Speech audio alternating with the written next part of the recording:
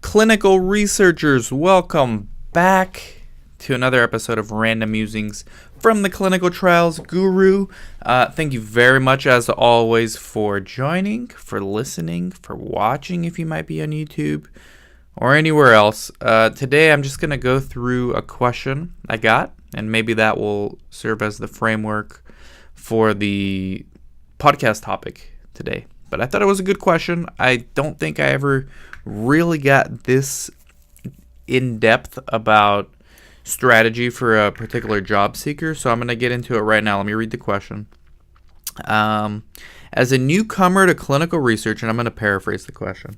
As a newcomer to clinical research, would you move across the country to accept a paid offer for a CRO clinical trial specialist role, or take an unpaid regulatory affairs preceptorship at a top-shelf academic medical school and pay 3 credit hours of grad school tuition to gain exposure to RA, which I think is regulatory affairs, because they said regulatory affairs.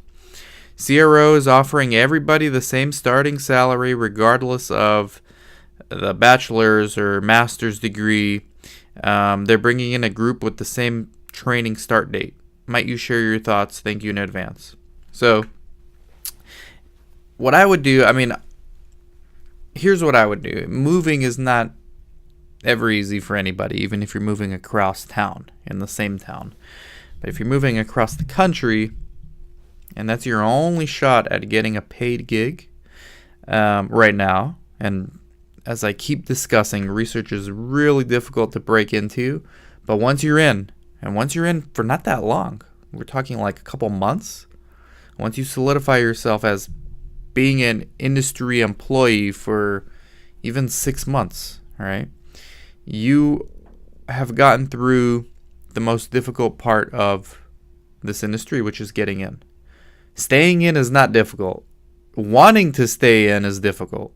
All right, you're going to get to the point, especially for a lot of you CRAs out there, and even coordinators, you can get to the point where you just get tired of your job, doing the same thing all the time as the work piles up. It's stressful at times. Yes, it's rewarding at times, but it's also extremely stressful, especially as a CRA.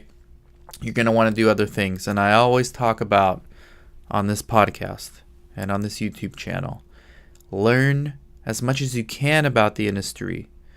Be a generalist.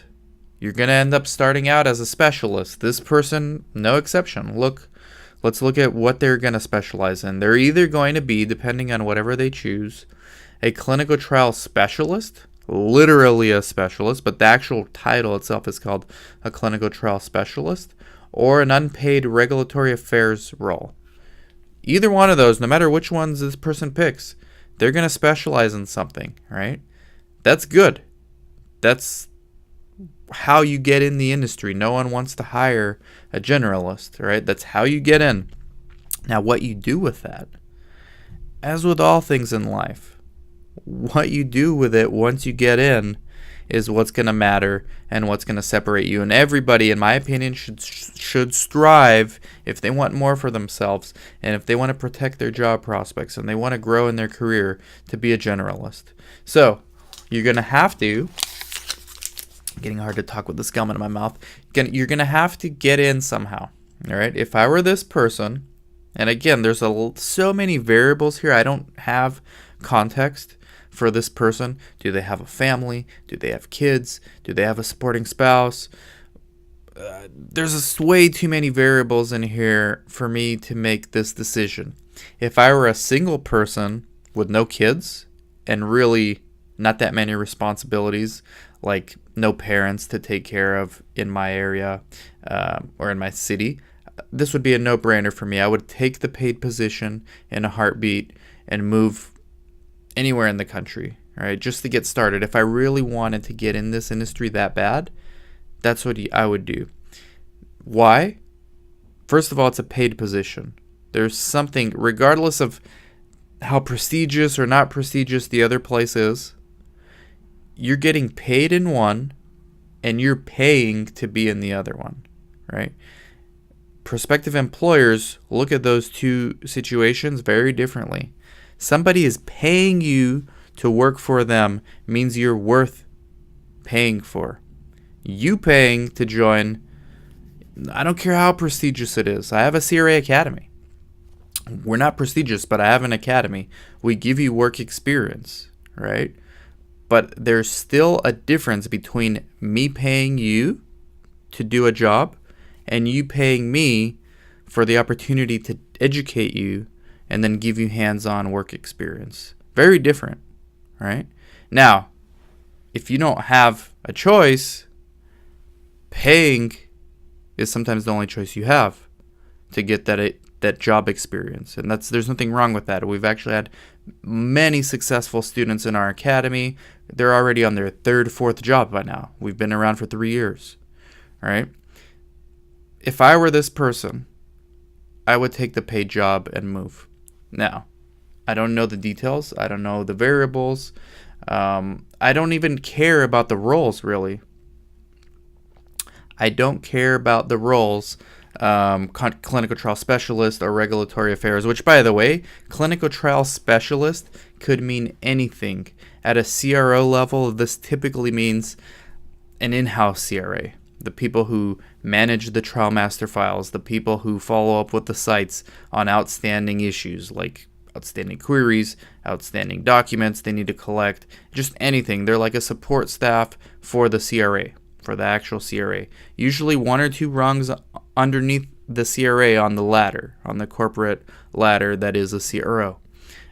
From clinical trial specialist, you can go on to be a CRA, or you can go on to be a project manager. You can go on to be anything, really. Once you're in this industry, it's your job to be able to figure out the roadmap within your organization or outside of your organization for what it is you want to accomplish in your career.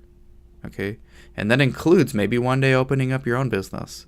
But you've got to establish the foundation. Right now, time is working against you. The longer you go without having research experience, the less hireable you become. You want to get to a position, whether you take that paid job or whether you pay to do that regulatory affairs job, they're both better than doing nothing. Okay, so if the options are one or the other or nothing, choose any of these first 2 options, right? You want time to be your ally. As soon as you get in a role, even if it's a volunteer experience, even if it's an internship, right? Or in this case, with your regulatory affairs at a prestigious academic university, hospital, right? Once you start there, time becomes your ally. So now, once you tweak your CV, the more time that elapses, the more experience you're getting. It's like being in a taxi cab, all right? The meter's running. As soon as you get any kind of experience and get started, the meter's running. Time is now your ally. Right now, you're just wanting to get in the industry, but you don't have any experience. Time is working against you. Employers are going to ask, what happened between this last job and this job? What did you do? There's a gap there. What did you do? So you want time. You want to control time. You want time to start working for you, not against you. So that's what I would do if I were this person. And I get variations of this question all the time. I'm not so concerned about paying for the fact that you're gaining experience. I mean, I have a CRA academy. We do this. This is a good strategy. If you can afford it, it's good. But if you can take a job, sometimes it requires moving to get your start and to get the experience you need up front. So either one is good. I don't know the particulars. Obviously, if you don't have many responsibilities and it's not too hard of a task to move, I would move. If you've got to uproot your entire family to move, that's a thing you got to discuss with everyone in your family, right? Primarily your spouse, your significant other, but even your kids. Like, you got to start thinking about those things. But if that's not the case, then this should be a no-brainer. At least for me, it would be a no-brainer. So that is my answer. That's my answer. This will be a short podcast. Basically, gain the experience regardless of what you got to do. Just get the experience that you need. Whether you have to pay for it, that's fine. But if someone is willing to pay you for it, even better. Both better. Both infinitely better than doing nothing. And by the way, this goes to show you, this message right here goes to show you, you don't have to pay. Like, it works against, counterintuitive to my business prospects for the CRA Academy. I tell every single student that enrolls, you don't have to pay for my academy. I would love that you do, but I don't want you going broke to do it. You don't have to do it. You can go out there, learn on all the fundamentals of clinical research, start interning at clinics near you, learn how to recruit patients, learn how to provide value to these clinics, not just an extra body that they got to pay attention to at the clinic, but provide something of value to them, right? It's just going to take longer and harder. You know, academies like mine, you don't need to do all that groundwork. You just need to learn the fundamentals, pass the class, and then we'll set you up on the internship. So now time, it becomes your ally. Same thing with this person. Let's say they can't move across the country. If they pay for the regulatory affairs internship with a prestigious university, time will become their ally, right? And that's not a bad second place trophy to have. But the best thing, nothing can replace this, is getting paid to do a real industry job. Nothing beats that.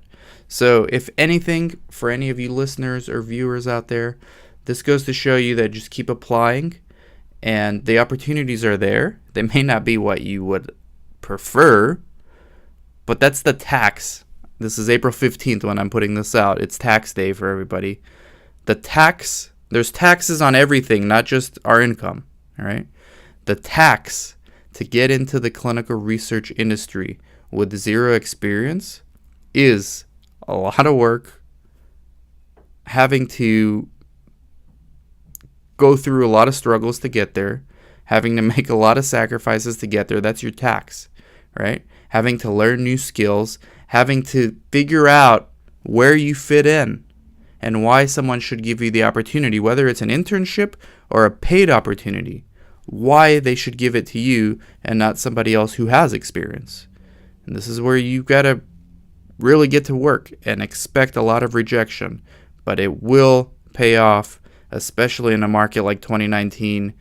Pay your tax, do the work, do what you got to do, make the sacrifices, and you'll get rewarded if you have some knowledge of the clinical research industry and you have some value to provide an employer out there. Okay?